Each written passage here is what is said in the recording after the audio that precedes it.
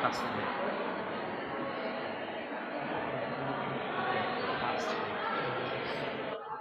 fatto il macro? Or I...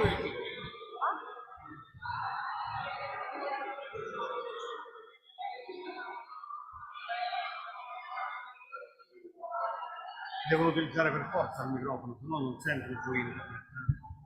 Qua? Cioè, chiunque parla. Ah. Sì.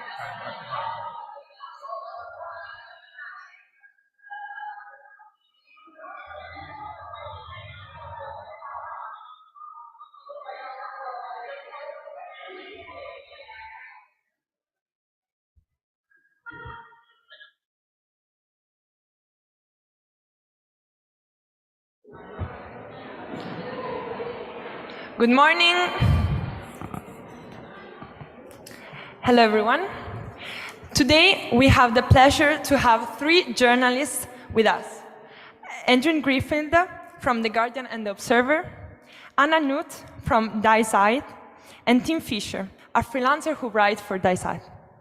They will present us the result of their joint inquiry on the real effects of carbon offsets on the market. I will leave now the floor to Edward Mura, who is going to introduce them to us.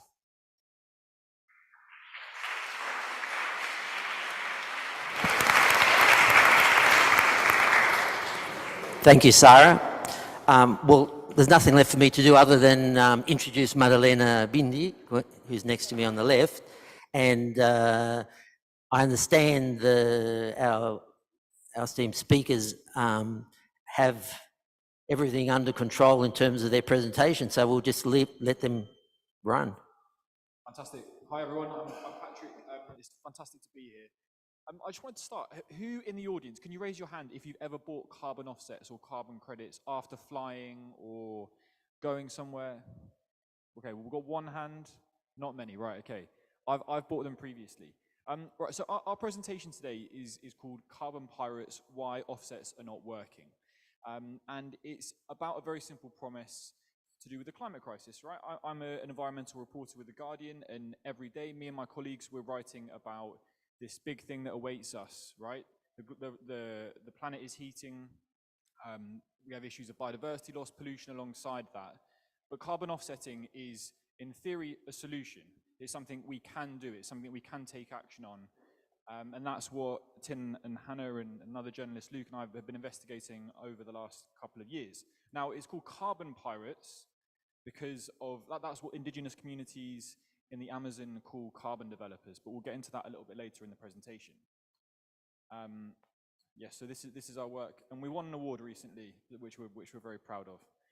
But anyway, right, so this, I think, is the best place to start. So we've all been in the supermarket, I imagine. We've all seen these kind of adverts. And we know that when we fly, when we drink coffee, less so, right? But when we have burgers, even water, driving, we're all putting emissions out into the atmosphere, right? And we can quantify that in CO2 equivalents. Even if it's methane or something like that, we all know what we're putting out.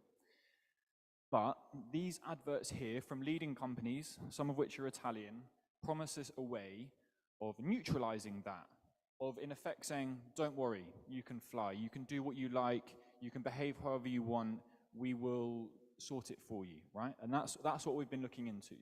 So all of these adverts here are, I guess, substantiated with the most common type of carbon credit, right? And a carbon credit, very simply, is a ton of CO2. There are kind of 2 main types. One is just very simply sucking carbon out of the atmosphere. So when you plant a tree, for example, over time that will suck up carbon out of the atmosphere.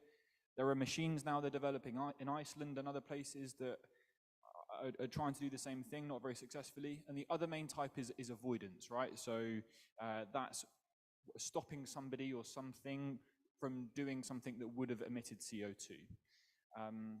And that's what most of these adverts are based on, the avoidance type, stopping rainforests from being destroyed. Now, well, for me, a lot of this starts, again, in the supermarket, where you're looking at these kind of things, or in a shop, and you think, well, what really is a carbon neutral burger, right? It's a weird phrase. And for me, I'm kind of pretty clear on I know I've got a colleague who's a family of farmers, and I can see where the emissions come from there. But what we were looking at was the other side of this. What is, in theory, neutralizing our pollution? And we have a lovely slide of Gucci here, obviously famous Italian company that was using, that was until recently 100% carbon neutral, I think the claim was, again, using these type of credits. So, before I get into what we found, so nature is almost certainly one of the things that's going to get us out of this mess, right? Forests are huge carbon sinks, and we will need more of them. And we will also need to conserve what we have. This is a shot from the Peruvian Amazon, where Hannah and I visited. It's one of the most beautiful places I've ever been, but we need to protect areas like this to meet the goals of the Paris Agreement and our biodiversity targets, or we're in big, big trouble, because as you can kind of see there, there's huge amounts of carbon. But when we started looking into these, we came across something called a REDD+ project, which is the most common type of carbon offset project. And we've started a bit technical here, but I think it's a good place to start. So the idea, when we go back to these adverts, is, yep, you've got your emissions going out into the atmosphere, but this is what's on the other end. They're called REDD+ projects, avoided deforestation. So the idea is that you stop a forest that was definitely going to be destroyed in the Amazon, in the Congo Basin, in Indonesia, from being cut down. And Tin will explain exactly how that works later, but this is just one of many. There are probably about 100 or so, no, there's more than 100 now of these projects in places like Brazil, Bolivia, and you have a protected area and a reference region where there's this deforestation going on that you're in theory stopping, and that is what is making your flight, burger, whatever it might be, carbon neutral. And I mean, when we were looking into this, it's a very strange concept. But it's very popular. So you will see these are credits, these are issuances, right? So from the biggest certifier, the biggest NGO that's approving these, you will see forest protection credits in the last decade or so, a bit longer, have just become incredibly popular. They're the most common type. You can say, I am Disney, I am Shell, I am a big major company, and I am protecting an area of forest from being destroyed. I am part of the solution. And that is what this graph's showing here, right? Along with other credits that might support renewable energy in developing countries. This is where I'm stopping, Tin, isn't it? And panning over to you. Right, I will leave this to my colleague Tin to carry on.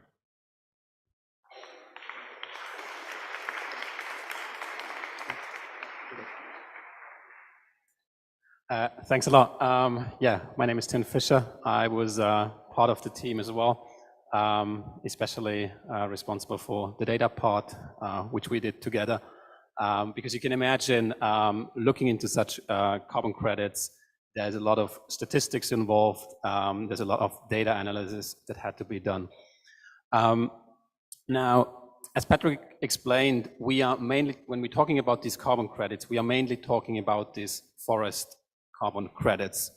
And they are usually certified by one organization, which is called Verra. They have like a massive market share. So they are basically in control of this market, and they are defining the rules of how these calculations are done, of how these carbon credits are calculated. So how does this work in detail? When you think about compensating emissions with forests, you might usually think about planting a tree. So that is very easy. You fly somewhere and somebody else will plant a tree for you. The tree will suck out the carbon out of the atmosphere. So technically your flight is climate neutral. That's sort of like the idea I think we often have in mind when we sit in a plane, but this is not at all what's happening. What we are actually talking about is protecting a tree from being cut, protecting a tree from being cleared. This is how these certificates are generated. And we're not talking about single trees. We are talking about forests, like sometimes as big as countries, where you say, basically, if I'm not going to protect this forest, that forest would have been destroyed, and that carbon would have been released. And therefore, if I'm going to protect this forest, I can basically, I get the CO2 certificates for these forests, and I can use them to compensate the emission of other people. So I give you an example. This is a massive area called Alto Mayo in Peru. It's in the middle of a jungle. And what you see is the pink spots are deforestation. So you can see like there is massive deforestation in this area. There is really something like, this is a threatened area. And what they're saying is they are turning this into a protected area with financed by carbon credits. So therefore trying to stop deforestation. Now the big question is, how do you measure that? Because you are drawing a hypothetical scenario of what could have happened had you not protected that forest. So it's something completely hypothetical, and you got to wonder sort of like how are you going to do that? How are you going to draw a realistic scenario of what would have happened to that forest? So how do they do this? And this is where we get into where it becomes juicy. So again, we see this pink line. That's the deforestation. That's it's nothing bad. Okay, that was the deforestation that was actually going on in that region. And you see, at 2008, they started to protect this forest. And so what they said was, if we are not going to protect this forest, this scenario up here would have happened. Okay, what was that? Yeah, so that was the prognosis they made. They basically said, if we're not going to protect this forest area, within 30 years, 30% of this entire area would have been destroyed. Now the question is like, is that in any way realistic? And when you look at the lines, it doesn't really look like very realistic, but this is how CO2 certificates are generated. This is how flights become climate neutral. This is like how a company like Gucci became carbon neutral. So what we did was we sat down with a professor from the University of Amsterdam called Silas West, and he was a very clever guy. He had developed a method where he sort of like tried to figure out in a smarter way what would have happened to this region. And he did that basically by looking at different areas that were very similar to that region, that sort of like had a very similar topography, had a very similar access to roads and towns. And he looked at what happened in this region. How much deforestation was in these comparable regions. And what he came up with in this case was this black line here. Now you can see this project was somewhat successful. They were protecting forests a little bit more, their forests a little bit more than in comparable region, but it was way less than what they expected that they would compensate. And now you might think, you know, this was just one bad project. But when we looked into it, and the scientist, he analyzed projects all around the world. And what we saw was like, this wasn't an exception.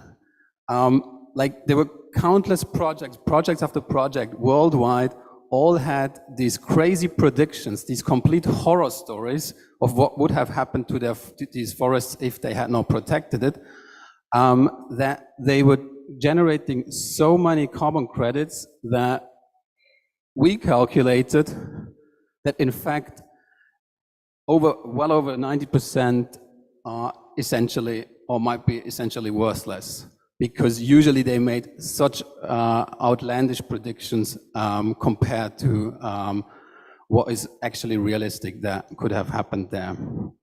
So this was the result we came out with. I have to say there are now other scientists, other experts working on that topic too. They have sort of like sometimes a bit less strict methods and come to conclusion that maybe something like in the neighborhood of 70 to 80% of credits are worthless or overcredited. Vera, the organization who puts the stamp on all these credits, says it's 0%. So there is still dispute in this area because we are always talking about these hypotheticals, but nevertheless, we see that we have a massive problem here. We have a massive problem with overissuance in this market. Now, how did a company like Gucci then become climate neutral? That was the other side of the story, because we now had to look at what is actually going on the ground in these projects. I mean, did they really do something to really stop people from clearing these forests? Like, what did they do? Did they really create some kind of social benefits on the ground? And we looked into a couple of these projects. Hannah and Patrick went to Peru. Hannah's going to tell you a little bit more about that afterwards. We also sent 2 reporters to a very prominent project called Kariba. It's in Zimbabwe. And what they found there was this. These are vegetable gardens. There is a huge swath of land, massive amount of forest, and basically the project argued that with these vegetable gardens, they're going to teach people how to do sustainable agriculture. And it was just about a dozen of these gardens in a massive area. This project argued that they are going to teach people sustainable agriculture and therefore stop people from clearing forests. So the climate neutrality claims of Gucci are mainly like literally based on these vegetable gardens, apparently having avoid like massive amounts of deforestation. And yeah, you can think about like yourself how really realistic you think this is. And another project that was the one Patrick and Hannah visited. Hannah's going to tell you a little bit more about that. It's where we actually saw like, this is the project I told you before, that it had a bit of an effect, but the cost of it can be really disputed when we look at how this forest protection project was enforced. But now I give over to Hannah, who will tell you a little bit more about how this reporting was done and yeah, how they acted in the Alto Mayo area.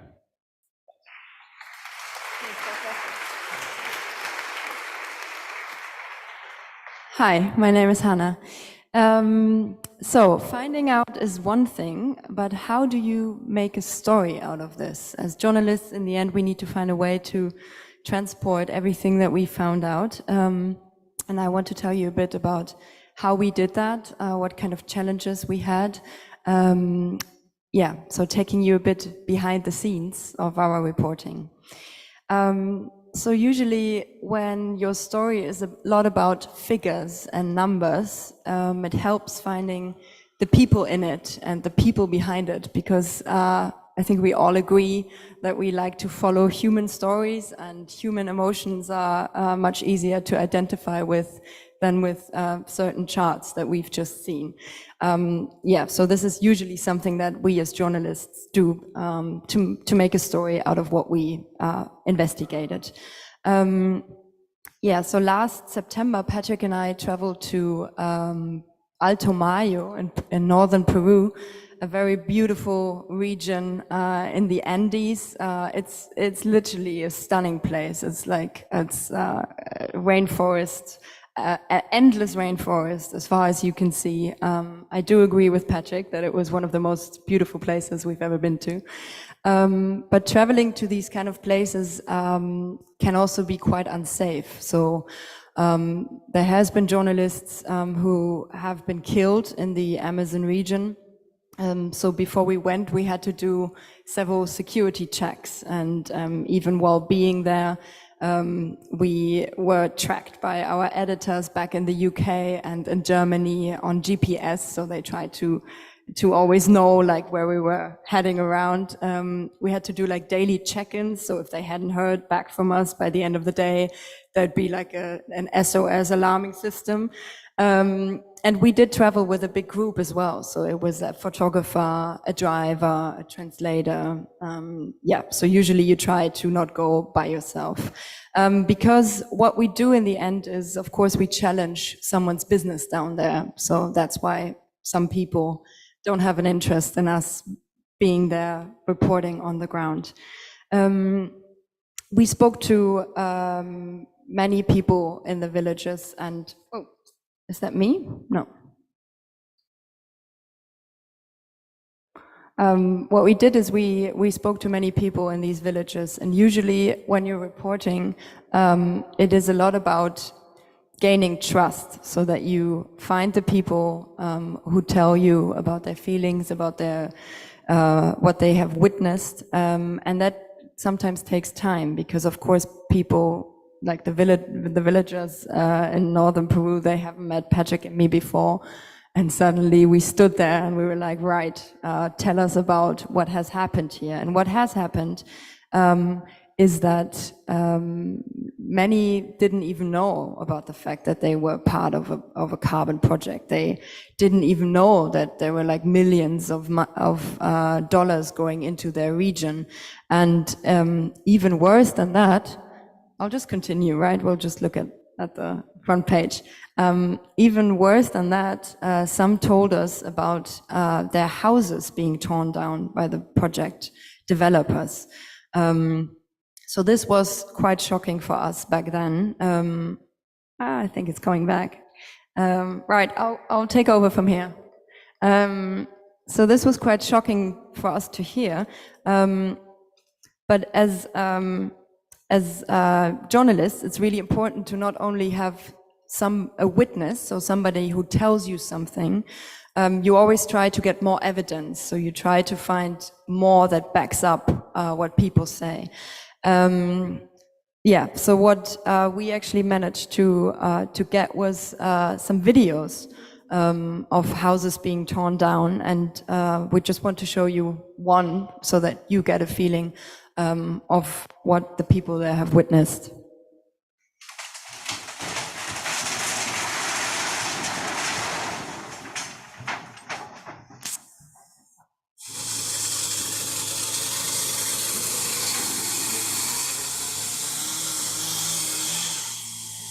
This video was taken by a family who filmed what had happened to them.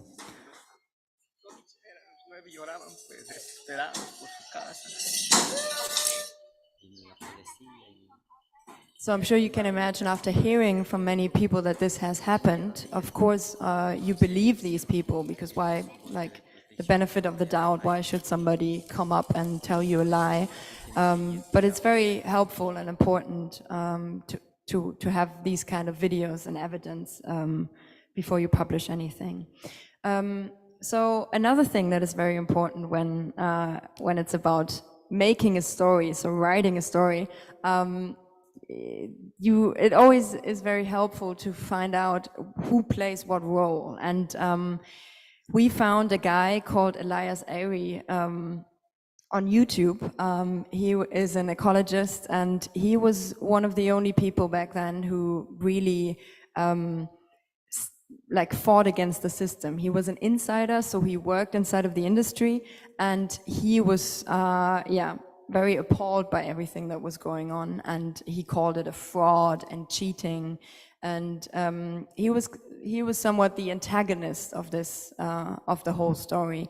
So I traveled to Seattle to meet him and find out what kind of guy he is. A very nerdy guy, a very intelligent guy. We walked through the forest, and he also took me on a plane. He has a plane that he flies regularly as like a hobby pilot. And at one point, you can see it here, he even gave me the how do you call it? I was the one driving, flying the whole thing, which was a bit crazy.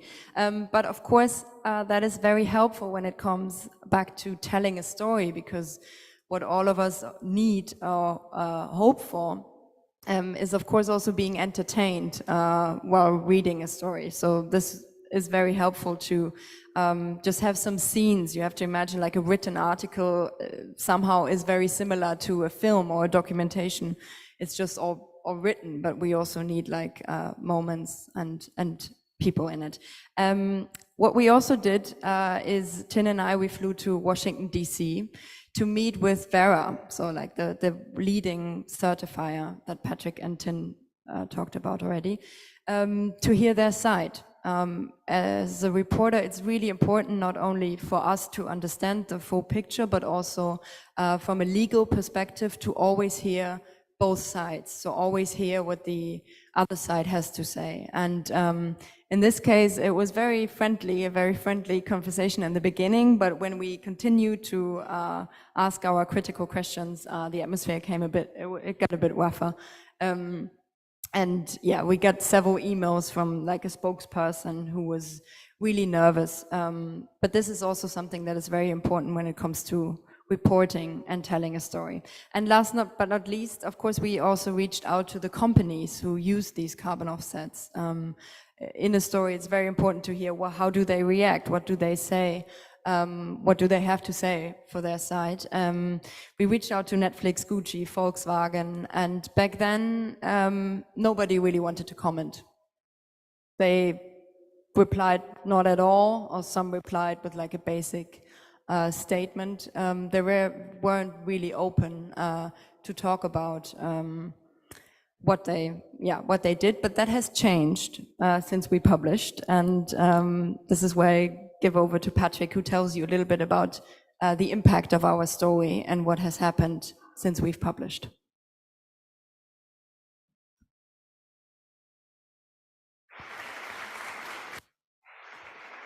Right, we're back. Okay, so just to summarize, there's a couple of things that I should have said at the beginning that I didn't.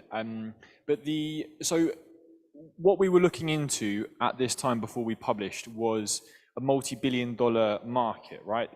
Companies were spending hundreds of millions of dollars in some cases, often tens, on these kind of carbon credits, right? They were really predicating their action on the climate crisis, on climate change, on these projects. Alto Mayo in Peru was paid for by a partnership between Disney and the Peruvian government, Conservation International, Apple, that we all have in our pockets, or many of us. They've got a carbon neutral watch coming out soon. They're using these kind of projects, right? They've bought credits from Alto Mayo, and we had probably too much information when it was time to publish, right? So we looked at over 50 schemes. We'd been to projects, and we had to bring it all together, right? And as we're all busy people in this day and age, you need to bring it all together into actually pretty short things that people are going to digest relatively quickly. So, and also we had to collaborate between 3 different publications. So from the Guardian's point of view, we like to keep things kind of short and sharp, notwithstanding podcasts and that kind of thing. So for this, we did a podcast and 4 articles, I think, initially. You guys did a long read. And I think we can say we've never really had a story that's had an impact like this, right? So the main news article that we did on the worth of these credits, right, in this multi-billion-dollar market, went viral, I think it's fair to say, and it was read by over 1 million people. The UN, the spokesperson for the UN Secretary General shared it, Greta Thunberg. It was kind of everywhere for a period at the start of this year. There was a lot of interest kind of bizarrely in the worth of the credits themselves and the climate impact, and less so in, I guess, kind of human rights concerns that we'd uncovered. But it was everywhere. And what happens in journalism is that the story doesn't stop there, right? So I'm going to forget things now, but Delta Airlines in the US are being sued for $1 billion, in a case that in part relies on our investigation in California. A lot of these credits have become very difficult to sell because brokers who thought that carbon was going to become like oil or gold or silver, and indeed it still might, they're realizing that actually a lot of these things don't have the environmental benefit behind them that they're meant to. Some do, some are lesser, but the majority don't. I think it's fair to say. Then obviously companies started dropping claims, right? So companies big and small are distancing themselves. There's a lot more regulation on this. So in my country, in the UK, there's strict rules now coming in on what you can say using carbon offsetting and the types of projects you're using. And really it's a kind of, it's not quite a ban, but they're going to be very strict on it. You can't just say fly to Jamaica on holiday and don't worry about it, you can carbon offset, right? And indeed the same thing's happening in the European Union. The Vera is an organization in flux, so we should say that even before this, while they were saying that kind of nothing's wrong with the old system, they were also transitioning to a new system. So there'll be a new way of producing carbon credits in the future, right? These based on updated science that should be out within the month. Actually, it might even be. It should hopefully be this month. Finally, we've been waiting a long time for it. But the CEO of the organization is changing, right? Their CEO stepped down earlier this year, and there may be there's an interim at the moment, but there may be a new one. But this area is incredibly important for several reasons. Because going back to these adverts and the big picture of it, the polluter pays principle is a very important part of environmentalism, right? There is a strong argument that the most polluting companies in the world should be paying to clean up their mess, right? So, and it should be proportionate to the damage they're causing. And that, I think, is maybe a good thing about carbon offsetting, right? That you're looking at the damage you're doing and you're seeking a way to undo it, or at least compensate or mitigate for it, and fund climate change action that isn't necessary, not just in Italy or the UK, but in the Pacific Islands, in Peru, in some of the poorest countries in the world, middle-income countries. This is something that maybe with integrity could help in the future. But at the moment, it doesn't depressingly seem to have that. And it's not just limited to these avoided deforestation credits, it's with other things too. So I just wanted to conclude, yes, by kind of summarizing the future and what I see, or we see, I guess, is some of the really big issues in this world. So COP28 is going on in Dubai in next month now. I will be there reporting for The Guardian with my team, and what we've been looking at is in the unregulated voluntary market, right? Which again, a lot of this language is a bit confusing, but what it really means is there's no governments in charge of what we've been looking into. But one day there could be. So part of the Paris Agreement, part of reaching 1.5 degrees, 2 degrees, in Article 6 of the Paris Agreement, there are rules about carbon markets, right? So we could see Italy, I don't know, one day making a deal with Chad or the Democratic Republic of Congo for the emissions that it's struggling to reduce. And it says, right, Congo, you've got massive forests. We're going to make a deal for 3 billion euros. We're going to take credit for protecting your forests. Thank you very much. And we'll see dozens, probably hundreds of these kinds of deals going on around the world. They're still organizing it. But what might happen is that the rules for creating these carbon credits that are the basis of this unofficial system could become the official UN system, right? That's often what happens at the start of markets that are in the early stages, because it's the easiest thing to do, right? But there are big problems with the current system, right? Integrity, both environmentally and also benefiting local people, which is worth dwelling on for a second and not thinking about. Many of the people that Hannah and I met in this part of Peru struggle to spell their own names, right? There are subsistence coffee farmers. We met families of 9. We met people who just wanted basic education, basic access to the things that we enjoy, and really weren't making unreasonable demands and requests.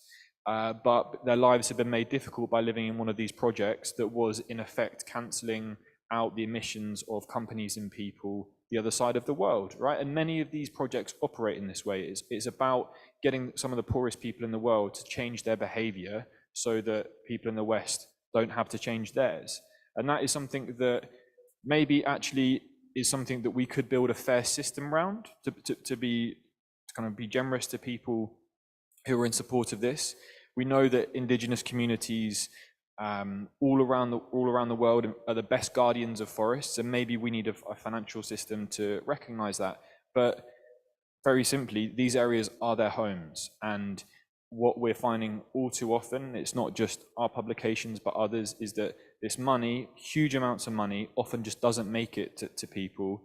It stays in the US, it stays in Europe, and it's lucrative. The final point, which to say very simply, the oil and gas industry is the primary driver of the climate crisis. I think it's fair to say, based on all that, the whole point of the Paris Agreement is to reach a balance, and a big part of that is changing how we produce energy, how we use energy. And there are very serious attempts to slow that down, to stop it. Greenwashing is a massive issue, and it will continue to be so. And again, this is a system maybe one day that could work and could have an impact. But a lot of these organizations are big participants in this unregulated market. They run projects. They are involved in developing the rules for some of these schemes. They are everywhere, and I'm sure they'll be there in big numbers at COP28 again. And if this is going to be a tool, if we are going to have a carbon market of some sorts that does pay to protect these places, it must have integrity. And the questions are whether the oil and gas industry are actually going to give it that. So I will stop there. Thank you very much for listening. And if you've got questions, please ask them. Should we go back to Well, thank you very much. That's answered a lot of questions, but raised a lot of questions too. So we'll start off before we hand over to the floor and the questions from the floor. We have an Italian journalist here, Maddalena Binda, who will kick off the questions. But meanwhile, get your questions ready, because I'm sure you have them out there, and we'll just hand over to Maddalena now. Yes, thank you. It was very interesting, and I think it's also very important to our daily life, because if you go shopping, for example, you find products, I don't know if you've noticed, where it's written carbon neutral. And I think what also Patrick mentions about the European Union going to regulate the greenwashing is very important, because they found out that a lot of companies are using very ambiguous claim where you don't really understand. They use eco-friendly or natural, whatever it means, or sustainable.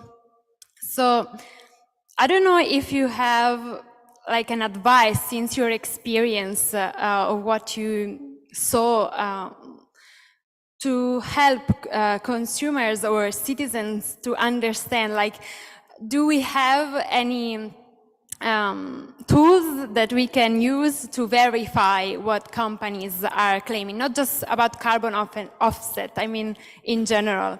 And my second question, since I'm working for an organization that works for sustainable development, not only focusing on the environmental aspect, I would like to ask you if you can give us a little bit more of context about what the people are doing, the people involved in this project. You mentioned some of them don't even know, or their house have been torn down. So maybe if you have just a few more information about that. Thank you. Do you want me to start with consumers and then you do? Yeah, I think what's really important is what we've noticed is a huge lack of knowledge about this. And this lack of knowledge is not only with the consumers who, of course, kind of blindly trust what is being promised to them on the product, but there is also a lack of knowledge in the company, and so in the sustainable managing area. I very often talk to, as I'm a business reporter, I very often talk to companies who then ask me, oh God, I did not know, what should I do? And then I say, well, it's sadly not my job to explain to you what you should do. I can just tell you that what you did was not good, or is doubtful. And I think this is something that we all have to work on. And of course, we see our work to contribute to that. But I really think it's also important for consumers to really not blindly trust what is being promised to you on a product, but challenge it maybe. Very often you have like claims that you can already, you can already tell if you just turn around the product that it's probably not true. Like they say like 70% less plastic, and you just turn around and then there's a little star and it's saying, well, like compared to, I don't know, last year's project, but there's still, like, we still use a whole lot of plastic and that kind of stuff. So I think this is something that you can, of course, work on, be more aware of. But on the other hand, of course, I think it's important, and this is what has happened, Patrick talked about it, you need to regulate the market. So you also just need to give some legal, some binding rules for companies, what they can claim and what they can say, and what not. And I think this is a problem that we had the last couple of years. It was not regulated. You could just say we're carbon neutral, we're climate neutral, we're even climate or carbon positive. Some claimed that they're just because they've offset a bit more than they had to. They claimed that their like impact is more positive. So all of that is regulated now. And I think when it comes to what's happening on the ground with the projects, the problem is very much the same. There's a lot of people who live in these areas who don't know, like sometimes even don't know that they are part of a carbon credit project, and often don't know how much they would deserve being part of a carbon credit project, how much money should be flowing into their communities. So for example, when two of our reporters went to Zimbabwe, this is a massive project that generated $100 million, 20 millions of which came from Gucci probably. Massive amount of money that was supposed to go to this very poor rural region in Zimbabwe, people who really desperately would have needed this kind of money. It was questionable how much of that ended up there, but we didn't find much evidence that anything is there. But what was stunning was that even when talking to these people, they said they have no idea how much they would have deserved from that. Like, they don't know how much is coming in, they have no overview of the accounting. And that is sort of like the other side of it. So we, on the one side, as a consumer, it's very difficult to understand what is actually the calculation behind it, and it's almost impossible to understand it, how these carbon credits work. But then if you are part of a project, if you live in a project area, you have the same issue. You don't understand how much money you would deserve, what rights you would have if you're part of that kind of carbon credit project. And I think that is why it's so important that we generate transparency in this market, and to make sure that sort of like both sides know what their share is and what they can get out of it. Very quickly, so after when Hannah went home in Peru, I had a couple of extra days and went to the Congress, the Koika Congress, right, which is a congress of leaders from across the Amazon, which was a bizarre thing to have in Lima in the winter at the time, in a kind of very grey concrete city, to meet people from Guyana, Brazil, Colombia, everywhere. And this is, look, indigenous communities are not a monolith, right? But it was fascinating to see people from all of these communities talking about often Western business people in suits a bit like mine, turning up in the middle of the forest and promising people millions in exchange for their carbon rights. Yes, there were some horror stories, but it's also seen by some as an opportunity, as a way to support these communities. So we shouldn't write it off completely, right? That maybe there's a way to make it work, but the money must reach them, and we also must be sure that we're protecting forests, right, and or the other ecosystems that we might want to. But then there's also other issues there, right? So it's incredibly complicated, where some of the people were talking to me about very, very poor areas, very, very poor villages that were suddenly given, I don't know, $1 million overnight, which is a huge amount of money, and needs to be carefully managed in areas like this, right? That can be quite a destructive thing for a community to go through if not managed properly. So there's all those kind of issues to think about as well, I think, on this, but it's fascinating on some of, I think, at least. Yeah. Thank you. Thank you. Just before I hand over to the floor, I had a question about putting this in the context of the regulated market versus this unregulated market, because there's a regulated market that after Kyoto has been working at bringing down emissions initially for the developed countries, now has gone to all the countries of the world to work on that following the Paris Agreement in 2015. Some comment on whether that process and that adjustment after a number of years has been positive, and then where this unregulated market sits next to that, so that people have, we wouldn't want people walking away from here thinking that the whole system has got absolutely no part regulated. There is a regulation coming to the countries, and then there's an area unregulated, which is the unregulated market, which is, for the Gucci's, etc., who want to be able to say, not only am I within my limit of carbon use, but I am going zero. And just maybe when you look at that, those two markets next to each other, whether you think that that's then going to bring this unregulated market in line, is it going to remain unregulated, or is it inevitably going to be part of the regulated market? So this is, as kind of the question suggests, an incredibly complicated subject that I'm looking at the moment ahead of COP28. So to go into just a little bit of detail on this, there are under the Paris Agreement, there are really two areas where countries can make these kind of deals in the regulated market. The rules aren't finished, so there is those kind of deals, bilateral deals between, say, Italy and Congo, as I was talking about before, and there it can be official and regulated, but only the countries, I guess, just need to agree that it's kosher, that it's fine, that it all works, and that's a big issue, right? Because you can imagine one country who doesn't want to do anything about climate change, and another that's corrupt, might have lots of natural resources and wants to make quick money.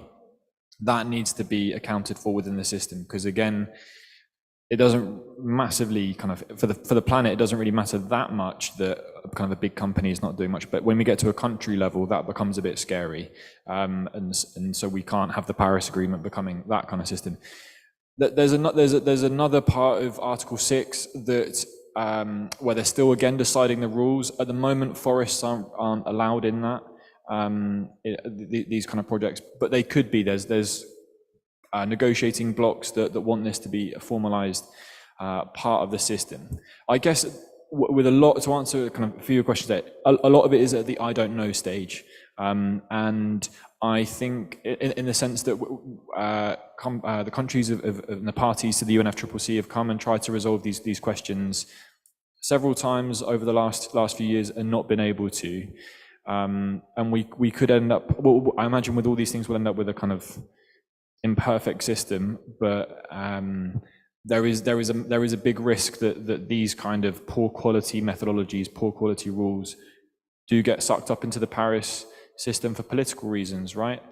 There's a lot of people, a lot of countries, a lot of companies that would like that, and that would be a massive issue in terms of reaching net zero in reality and not just on paper.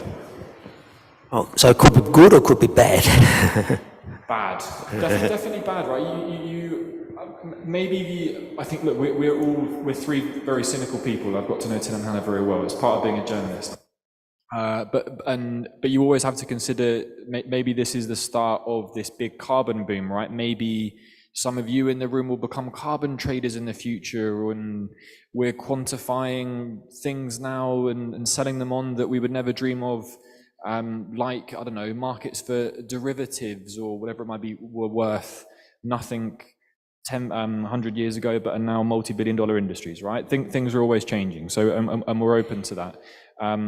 But again, it must be underlined by actual environmental impact. If you are protecting imaginary forests, you're going to have an imaginary impact, and but unlike money, carbon is real, so the climate will continue to heat, right?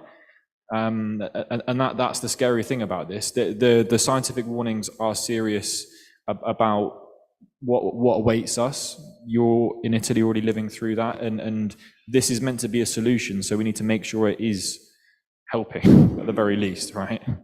Sounds like there's a lot of work to do. Now, hopefully we'll have a lot of work for you too now with questions from our global governance class, and I think Sarah will bring around the microphone.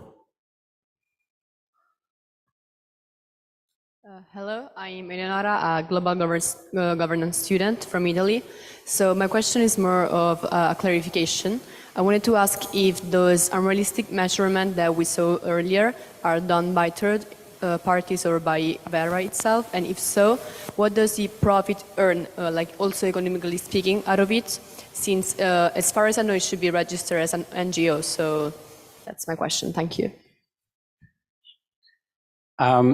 Yeah, I think that's really sort of like this. You're mentioning the very central problem of this whole thing. So Vera is an NGO. They're sitting in Washington, D.C. They're not the only one on the voluntary carbon market. There is another one that's called Gold Standard, which has sort of like a more environmental background. Vera has sort of like a more corporate history. And they are basically just defining the rules. They are defining the rules, how you calculate a carbon credit for all kinds of things. Could be forests, could be cookstoves, could be anything. And then a project developer who wants to set up a forest protection project basically goes to Vera and applies these rules, but he has to go to a sort of like independent auditor who has to check whether the rules by Vera were properly applied. But this independent auditor is paid by the project developer.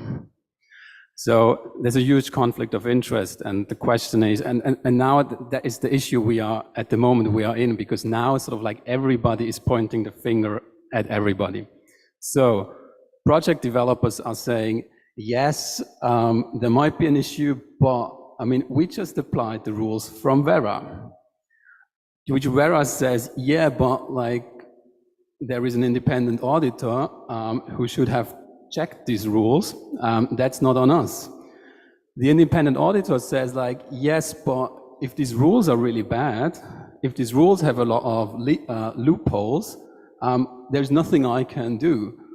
So it's now we're in a situation where everybody is sort of like pointing the finger to everybody, because the whole system is based on a sort of like a circle of doom with like constant conflicts of interests, and that is a big part of the mess. And that is also why we are often arguing for regulations, because if this is all a process that's organized with that's organized within the industry.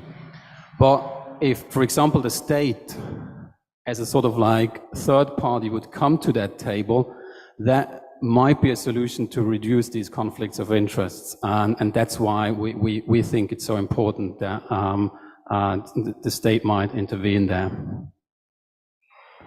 Can I say something very quickly? I think on the bigger picture as well, one of the maybe kind of great things about markets is that they reward quality and they punish lack of quality, should we say. Like Italy is famous for its food and clothes, and the world wants to buy it, and there's a financial reward for that, and people don't go around the world looking for English food, right?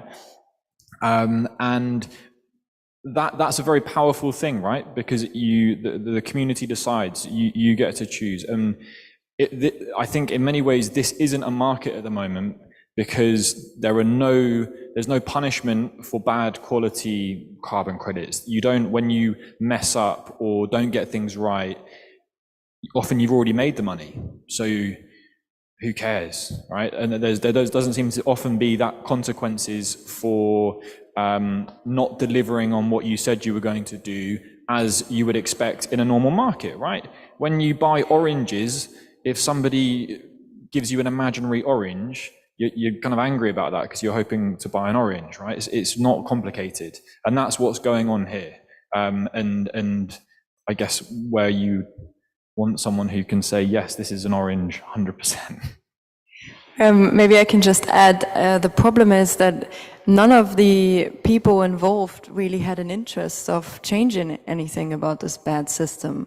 So what Tin just said, like the project developer clearly has a very economic interest, wanting to gain as many carbon credits possible. So clearly the project developer wouldn't stand up and say, right, I think the rules look a bit weird to me, I think I should get less. Clearly they won't do that. Same with the auditors. Tin said it, like they got paid for what they did. So they didn't have an interest of saying, right, I think the rules I'm constantly looking at look bad to me. And Vera also didn't have an interest in changing that, is my opinion. Because they gained, they're changing now, Patrick says, let's see about that. But they made also a profit per credit that had been issued. So they were also financially involved. They are non-profit, but of course it's also about gaining reputation and power in a market. And that's just the whole situation. Nobody at the table had a proper interest in saying, right, what we're doing here lacks credibility and lacks quality, because all profited from it. Just the climate wasn't sitting on the table, I always say. So the climate lost in this deal. Hello, hi, I'm Giulia Maria, a student from Italy. My question is, again, a little bit of a clarification / doubt, because this whole thing reminded me of the crisis of 2008, where we were selling things that don't really exist at the end of the day, right? So what I was thinking is that what's going to happen to the prices of carbon? Is there a huge debt that is created? How are we going to, is there going to be inflation? So I would like to have more information about that. Thank you. I'm going to hand this over to you. I just wanted to say we actually watched the movie. All of us watched the movie. What's the name again? The Big Short. I don't know if you've watched it, but it's exactly about that. So we sometimes made jokes about the parallel of the systems. So again, this carbon prices or prices for carbon credits have dropped dramatically this year. It was part of a longer term decline as well. So that was already going on. But many of the credits we're looking at were sold in 2001, 2020, sorry, not 2001, 2021. The money's already been made. That's the point I'm trying to make, right? So credits that, I don't know, you could have bought for 15 euros each, right? Are now worth very, very little. But for the person that's already sold those, sometimes Shell, BP, oil and gas companies, sometimes other organizations, there are people in this world who've made a huge amount of money, and they're struggling at the moment, but this has happened before. It's a small world. I'm sure it will be back, and there'll be another way to try and quantify this, but sorry, to try and make money out of this. But I think that's one of the kind of, we're still waiting to see what happens there, right? Because they've already got loads of money. The money's been made. And I think, like, we often just talk about that. Yes, sort of like in the short term, this market has crashed, but it could well be, as it was the case in the financial market, that it's just the beginning, and it's going to be bigger than ever, because in the future there will be a huge demand for such credits.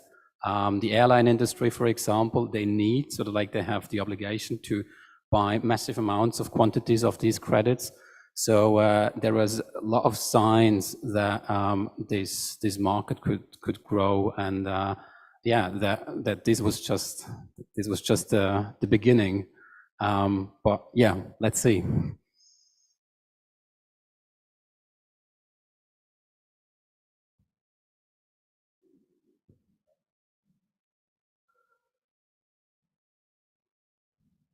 Hi, I'm Ghalia. I'm a GG2. I'm from Jordan.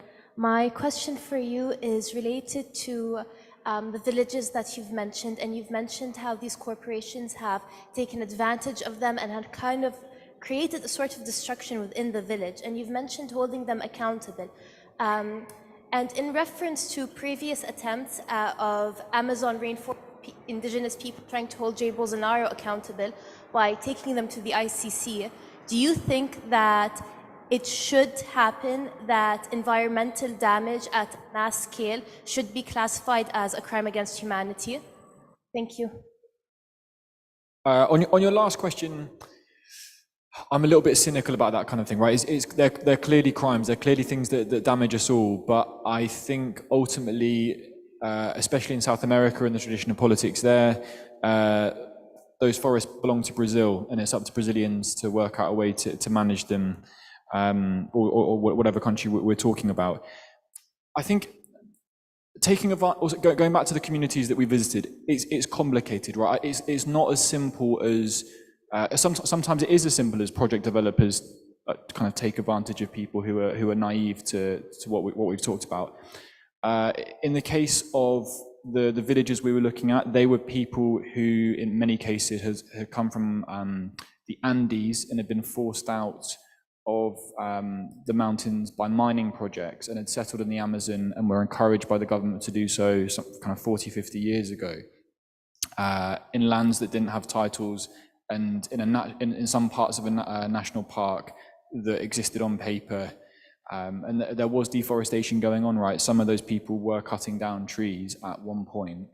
But I guess there's kind of easier ways to resolve that than destroying someone's home, right? And we did speak to some communities that were supportive of the project and others that weren't. It's so hard to get forest conservation right. And I think that's why like most of these big problems will have very local solutions. And so that's why I'm kind of personally skeptical of kind of declaring things crimes against humanity and that kind of thing. Because really what you need is super, in that part of Peru, you need something that's going to work for the people that live there, and that won't be the same as, I don't know, what goes on in Cambodia, say, or Tanzania. Thank you for your question.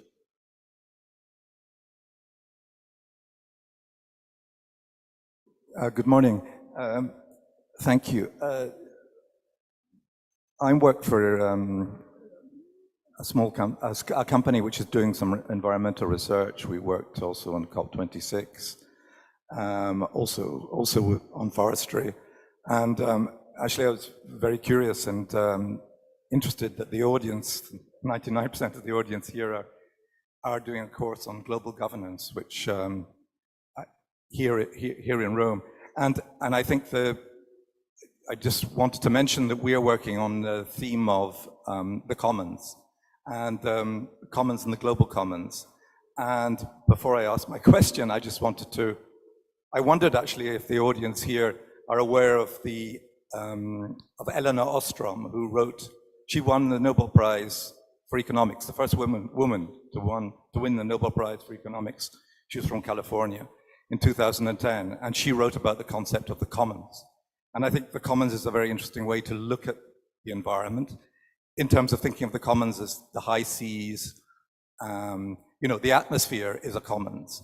And how we look at that in terms of how she was looking at it, we're talking about how to regulate the access and how the environment is used. And she talked about the commons as being neither private or state, of having a regulated a community which can regulate its own kind of environment. So I just wanted to mention that because I think I'm interested to know actually if the students here are aware of her and of this concept, because I think it's a very interesting one in developing the whole idea of how we deal with the environment. Instead, coming to the question of offsetting, it seems to me clear that offsetting is a huge business that's going to involve huge investments, and it's going to, without doubt, massively increase in the future. Because we are in a transition, and during that, we know that oil and gas companies are not going to just turn the tap off. They're not going to stop extracting tomorrow morning, because these things, I mean, everyone's got a different opinion on this, but a transition means it takes time. And, you know, there's a huge cost to then turning off the tap. I mean, if Italy were to turn off the tap tomorrow, I think there would be a lot of protests in the street about that as well, not just climate activists. So it's how do we carry out this transition? And inevitable offsetting, seems to me, is one of the ways in which it can be done. And all the work you're doing as journalists, it seems to me, of course, it's absolutely essential that these offsets are done in a way which acquire trust and are credit-worthy. So, you know, all credit to that. And to you for doing this work. But, you know, I think, as you said from The Guardian, you know, it's a question of trying to do it better. It's trying to do it better, perhaps. My question is, you're mentioning COP28, which is coming up. We've been mentioning the UN. I mean, the IPC, the Paris Agreement, that's the UN, United Nations. Here in Rome, there is the headquarters of FAO. It's the headquarters of FAO, and they have a huge project on REDD, which is reducing deforestation and forest degradation. They're here in Rome. My question to you is, what is the IPCC saying? What is their stance on this, on Vera? And potentially, what is FAO? Does FAO have an opinion on this? On the way in which offsetting the voluntary market is being regulated or not regulated? Okay, so there's a few points there. I'll start with the FAO. So with this big international system, a really important thing that countries need to know is what are the size of their forests and how much carbon are in them, right? Because that's a key area we need to protect. And the role of the FAO in this, very importantly, is helping countries with their carbon accounting around that. So they're helping them do inventories of the size of the forest, often with countries that are unable to do so, right? Many countries involved in the Paris Agreement have just not counted, and it's their role to bring ecologists and experts in to do that. And so I think that I would challenge a couple of the kind of premises of the question. So one, I don't think the FAO has an opinion and a stance on it, right, or the IPCC. I think everybody involved that I've spoken to in those organizations want systems that work. So I think that's what they would broadly support. What I wanted to come back on actually was this idea that we need oil and gas now, but I don't think, well, that has to be the case in 25 years that we need much less, right? And I think really what that means and what the world will eventually spell out is that it will be a decommissioning of the current system that we have. That is what, in effect, we've agreed to. I think a lot of countries that earn a lot of money from oil and gas might not want that, but Eni, for example, might not be one of Italy's major companies in the future. Shell may be half the size. I'm sure we'll see many big names disappear and go under. Maybe they transition to become energy companies, right? But the argument that everything or the world relies on oil and gas and we can't just switch it off is of course true. But that's I've heard kind of Kuwaiti negotiators make that same point, and it's kind of, yeah, but that's not the direction of where the world's going at the moment, and can't be. And I think that offsetting is getting in the way. Really, the focus at the moment must be on stripping carbon out of the way we live our lives, in kind of do as much as we possibly can. And I don't think the oil and gas industry is going to help us in that challenge, which is of course difficult, as you suggest. So if I could just, yes. Fair enough. John. No, just to say that, your answer now would seem to suggest that offsetting doesn't work. It's not going to work even if the rules were to change. It just seems a little bit different to what you were saying before. That's all. So offsetting won't help us. I think there will be a role for carbon markets. I don't think it will be. I think carbon markets are different to offsetting, right? I think this idea that I flew here, for example, that has nothing to do, in my opinion, with lessening the emissions of farmers in Ethiopia from their practices, even if I pay to make it so, in theory, right? I just don't think this idea that linking the behaviours, which is what offsetting does, can and should work. We need it, and you can kind of contribute to climate change mitigation, but I don't think the maths works out at developing this kind of huge offsetting system. It's about reductions. It's about decarbonisation. That's where the money needs to go, not this. It might help a little bit, but it won't be the main focal point. Thank you. If I could just ask one last quick question before we thank you all, and that is, did you, as part of this project, did you get a hold on what percentage of that 15 euros that you mentioned, or I mean, I've seen mentioned 10 euros other places, what proportion do you have a feeling disappeared in the middleman? How much went to the end user? The projects that we want, whether they are good or bad, how much was absorbed by just, all this team of rule makers and auditors and other middlemen? So under the Vera system, they're not actually required to disclose project development. That's not disclosed. So there are, you can talk about Kariba. We just looked into one of the biggest carbon credit projects in the world and tried to figure out what that percentage was. So the project made 100 million. That first went to a Swiss company. They kept roughly half of it.